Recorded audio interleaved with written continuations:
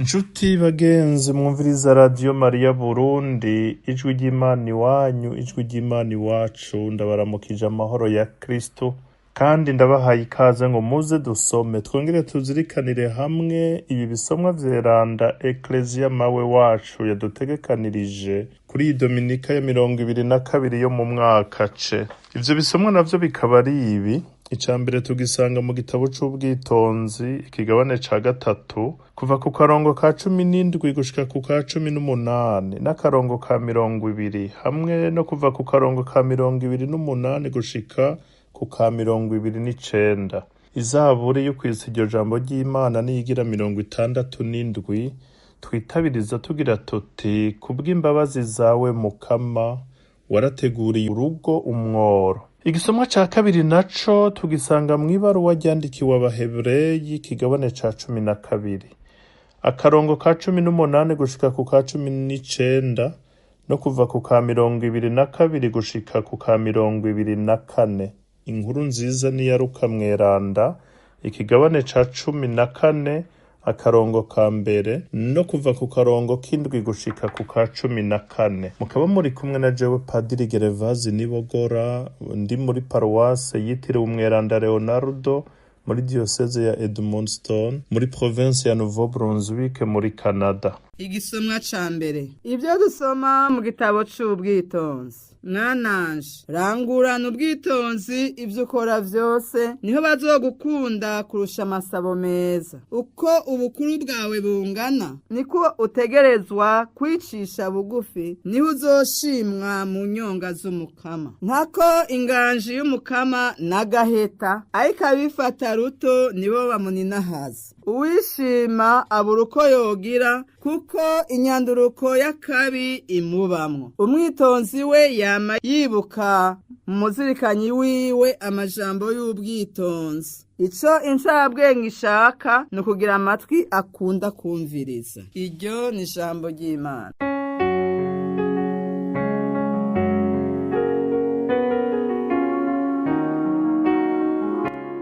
Kubw'imbabazi zawe Mukama warateguriye urugo umworo. Imbabazi zawe Mukama warateguriye urugo umworo. Aberanda baravugiriza impundu Imana, baratamba baratarika, nimuririmbire Imana mucurangire izina ryayo, muyivyinire muyiyereke. Kubw'imbabazi zawe Mukama warateguriye urugo umworo. Imana ihangamye mu ngoro yayo nyeranda, niyo se w'imfuvyi ikaba n'umuburanyi w'abapfakazi. Imana irubakira inyakamwe, imbohe nayo irayugururira umuryango w'ubuhigwe. Kubw'imbabazi zawe Mukama warateguriye urugo umworo. Watanze Mukama akavura kanwesha, uremesha abawe bajonjogoye. Umuryango wawe uraheza uronka urugo, rujya nyene Mukama wari wateguriye umworo kubw'imbabazi zawe. Kubw'imbabazi zawe Mukama warateguriye urugo umworo. Igisomwa ca kabiri. Ivyo dusoma mw'ibaruwa ryandikiwe Abahebureyi. Nshuti zanje, igihe mwegera Imana ntimwegereye ikintu kiboneka nka wa muriro waka, vya bicu vyirabura, wa muzimagiza, vya bihuhusi vy'umuyaga, rwa rwamo rw'inzamba na rya jwi ry'amajambo ryatumye abaryumvise bitakambira ngo ntihagire irindi jambo babwirwa. Ariko mwegereye umusozi wa Siyoni n'igisagara c'Imana nzima, mwegereye Yeruzalemu yo mw'ijuru n'isinzi ry'abamarayika, ikoraniro rihimbaye n'ishengero ry'abantu b'imfura banditswe mw'ijuru. Mwegereye Imana mucarubanza wa bose n'imitima y'aberanda babushitse. Mwegereye na Yezu we mushikiriza w'isezerano rishasha. Iryo ni ijambo ry'Imana.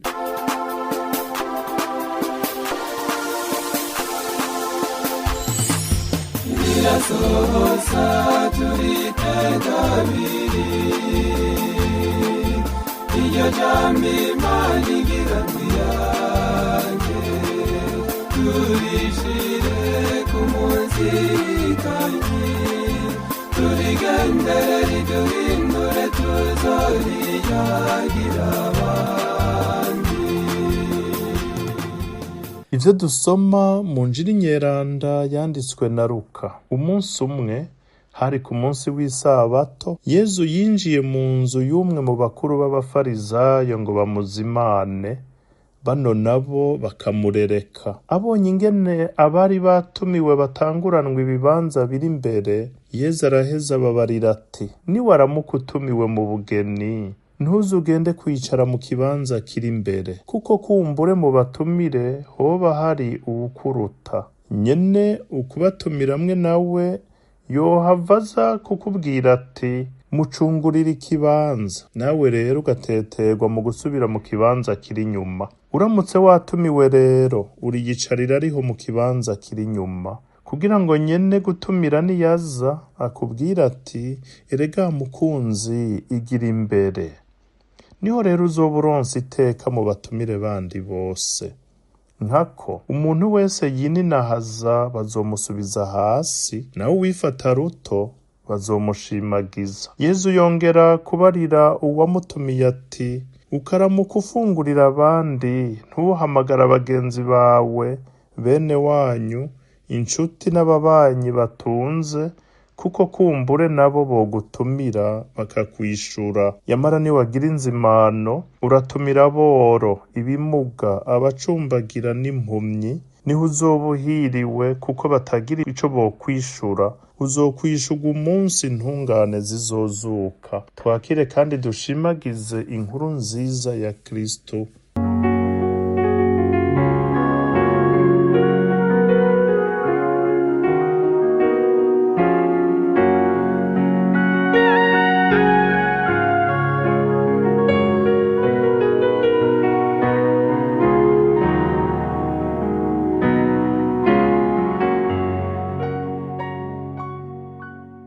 Bavukanyi, inkuru nziza y'uno munsi ituyagiye ibintu novuga ko bisanzwe, bijanye n'ubuzima tubayemwo kandi tumenyereye twese.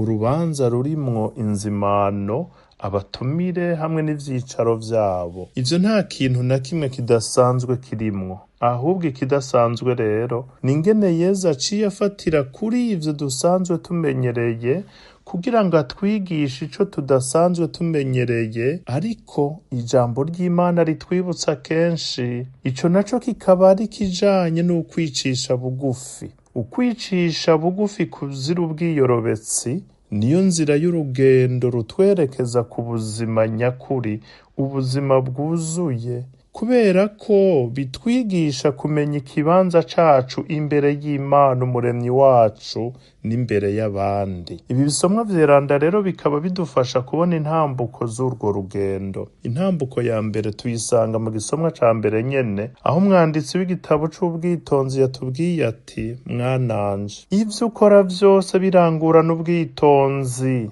niho bazogukunda kurusha amasabo meza. Ngaha bikatwereka ko ubwitonzi budakengereza, nka kumwe kw'abateranya abana ngo bagwane bapfa ubusa. Ngwehe aragukengereye aguseseye akunyu, mwereke nawe ko utari uwo guta mu ndasa. Ihibambewe, ubwitonzi ahubwo budufasha kwirinda kurwa mu rudubi, haba mu vyo dukora, haba mu vyo tuvuga, n'ingene twigenza mu migenderanire dufitaniye n'abandi. Ivyo vyose bikava ku mwitwarariko w'ukudatyoza imigenderanire dufitaniye n'Imana umuremyi wacu. Ico turi twakigizwe n'Imana, nico gituma umwanditsi yabandanije adukebura agira ati, uko ubukuru bwawe bungana niko utegerezwa kwicisha bugufi. Ivyo bigasigura ko iyo Imana iduhaye ubukuru ubwo ari bwo bwose, bitaba bisigura ko abantu bose bategerezwa guca bafukama munsi y'ibirenge vyacu ngo tubahonyoreko abandi tubicareko. Ahubwo Imana ibishatse ko twiga gukoresha ubwo bukuru mu gusukurira abo tujejwe. Yezu ati, mwategereye ico nabagiriye, munyita mwigisha na mukama kandi muvuga ukuri ndiwe. Ko rero jewe mukama mwigisha nabogeje ibirenge, mubwirizwa namwe kozanya ibirenge. Nabahaye akarorero ngo namwe mwigenze nk'uko nabagiriye. Ivyo tubisoma mu Njiri ya Yohana ikigabane ca 13 kuva ku karongo ka 12 gushika ku ka 15. Bavukanye, ninde yoba yiyumvamwo ubukuru bungana n'ubwa Yezu canke busumba ubwa Yezu? Ariko yaremeye arafukama imbere y'abatumwa biwe, araboza ibirenge, mbere n'ivya Yuda ntiyabisimba, kandi azi neza ko afise imigambi mibi mu mutima wiwe, imigambi yo kumugura. Ubukuru nyabwo rero kandi buva ku Mana, si ubutuma twiyumva ko turengeye abandi kandi tukitandukanya nabo, ahubwo n'ubudutuma tukiyegereza na cane cane abato bato, kugira ngo tubafashe nabo kwisununura. Uwo mutima uciye bugufi rero udufasha kwiganzura, kuba mu buja bw'ubwishime. Erega abavukanye umuntu yishima akirya akimara, aba ari n'akarwara muri we, mbere abandi nabo bakabishiramwo n'ubujuju bwinshi. Umwanditsi yakomeje agira ati, uwishima abura uko yogira, kuko inyanduruko y'akabi imubamwo, kukaba nkako. Ni gute woshobora kwishira hejuru y'abandi ukabakengera ufatiye ku curi, ku vyo ufise, no kuca abandi bari n'ivyo bafise, kandi yaba wewe canke bababo ata n'umwe yiremye? Uturorero notanga ntitubuze ni twinshi, ariko n'uwovugana dukeyi. Urashobora kuba wavukiye mu muryango utunze, ico kirahagije kugira ngo uce ukengera abatagize ayo mahirwe. Mbega iyo wifashe ugatuka uwundi ngo ingene gisa, kandi ata n'umwe yahisemwo isura yiwe, aho buri mukuri. Hari n'abahora birata ubwenge nako ubumenyi, kuko kugira ubumenyi siko guca ubwenge. Ukaza wumva bariko barakengera abandi babartyoza ngo kanaka n'ikijuju mw'ishure yari uwanyuma, canke ngo kanaka nta madiplome nk'ayanje afise. Abandi bakishimana uruvyaro bagakengera utashoboye kurondoka, n'ibindi n'ibindi. Ako n'akabi karikiye mu mitima y'abanyabwishime, bagahava barendegera bakiyumvira nuko boba bari hejuru y'Imana, umuremyi wabo. Iyo umuntu naho amaze kurengera Imana, ntaba acitayeho n'ukumviriza iyo Mana. Mu bwenge buke bwiwe yama yiyumvira ko yikwiye, azi vyose, ku buryo n'Imana ataco yomwigisha. Yamara umwanditsi w'iki gitabo c'ubwitonzi yavuze ati, ic'icabwenge ishaka n'ukugira amatwi akunda kumviriza. Incabwenge yamirondera kwigishwa n'Imana. Bavukanye, umutima wishima uba wiyugaye, ariko uwicisha bugufi wo uba wiyugururiye Imana. Imana ikawutera iteka ryo gusangira nayo. Nivyo dusanga mu ntambuko igira kabiri. Mw'ibaruwa ryandikiwe Abahebureyi, umwanditsi aratwibutsa ko ata n'umwe yoshobora guhangana n'Imana muri abo bose bashaka kwishira hejuru bakigira ibihangange. Abanyisirayeli nibo babizi, nibo boca umugani. Mu gihe bari Sinayi, Imana ikabiyereka mu bimenyetso biteye ubwoba, nk'uko twavyumvise mu gisomwa ca kabiri, ngo inkuba n'imiravyo nivyo vyasirana, bakumva urwamo rw'inzamba, ngo na rya jwi ry'amajambo vyatumye abaryumvise bitakambira, ngo ntihagire irindi jambo babwirwa. Ko Imana rero ari nkuru cane, ariko ikicisha bugufi cane. Uwihaye ubukuru ibishaka kumutumirira kurushirizaho guca bugufi nawe, kugira ngo azoshobore gusangira ubuninahazwa nayo. Nico gituma umwanditsi yabandanije asigura ati, mwegereye Yeruzalemu yo mw'ijuru, n'isinzi ry'abamarayika, ikoraniro rihimbaye ry'abantu b'imfura banditswe mw'ijuru. Ubwo budasa bw'ingene Imana yiyerekanye kuri Sinayi n'ingene yiyerekana ku musozi wa Siyoni, nta handi bukomoka atari kuri Yezu Kristo yatwujurije n'Imana. Niwe yatwishuriye wa mwenda Adamu yadusigarana, nk'uko duhora tubiririmba mw'ijoro rya Pasika. Nico gituma ari we ari ukuri, inzira n'ubuzima, atawuja kwa Data atamuciyeko. Niwe mushikiriza w'isezerano rishasha. Ntihagire rero uwihenda ngo yiyumvire ko yoshobora gukoresha ubuhinga bwiwe canke inguvu ziwe kugira ngo ashikire ubuhirwe bw'ijuru. Iki nico abanyabwishime batazi. Ku musozi mweranda wa Siyoni, ariyo Yeruzalemu nshasha yo mw'ijuru, nta kindi na kimwe tuzorengukanayo atari iminwe igaragara kugira ngo tubashe kwakira ivy'Imana ishaka kutuzimana.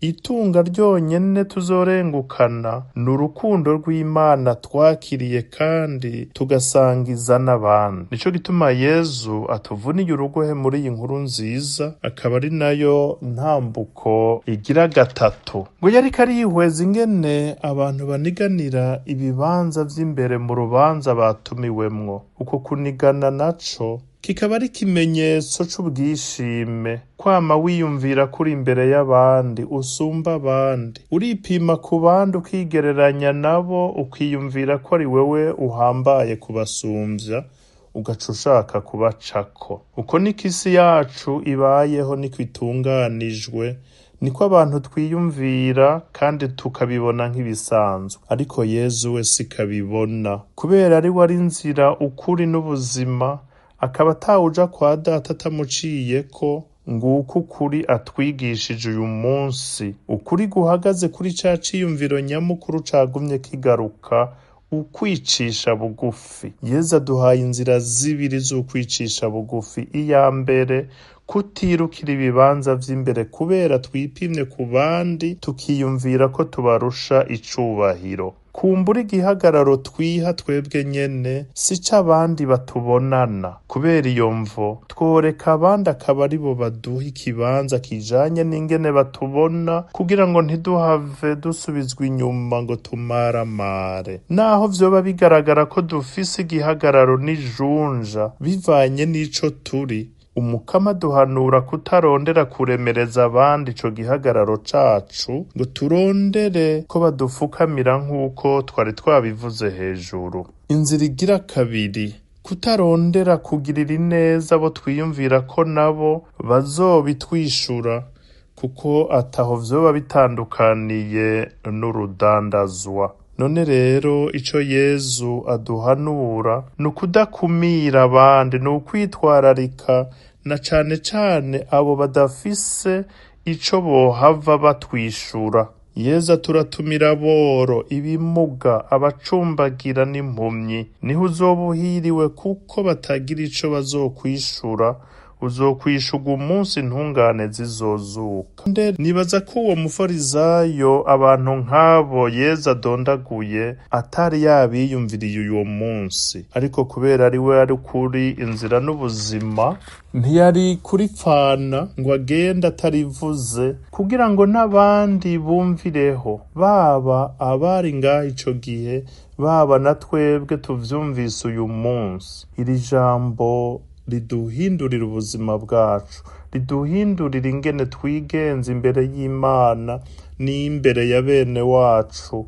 Ukwicisha bugufi bidufashe kugira ubwenge nyabwo, kukaba nkako ukwicisha bugufi ntabwo ari umuzigo udatwarika, umuzigo udusenya ibikanu ihe bambewe, ahubwo ni inzira idufasha kurushirizaho kwidegemvya, ntitugume duhagaritswe umutima n'ingene abandi batubona, batwiyumvira canke batuvuga.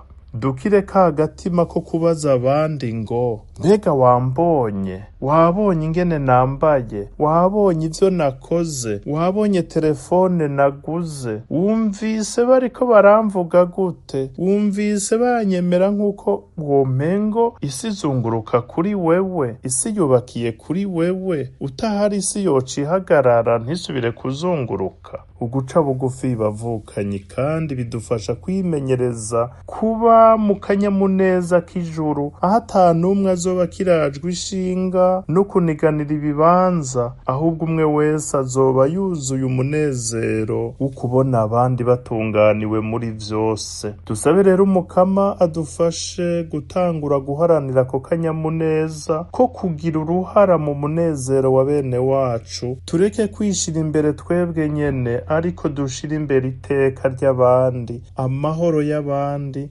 n'akanyamuneza ka bagenzi bacu. Umukama umukama nabahezagire muri vyose na hose, abahundi inema ziwe zibafashe kwamana umutima uciye bugufi kandi ukunda abandi. Amen. nimwumvirize ijwi ryanje, nzabimana.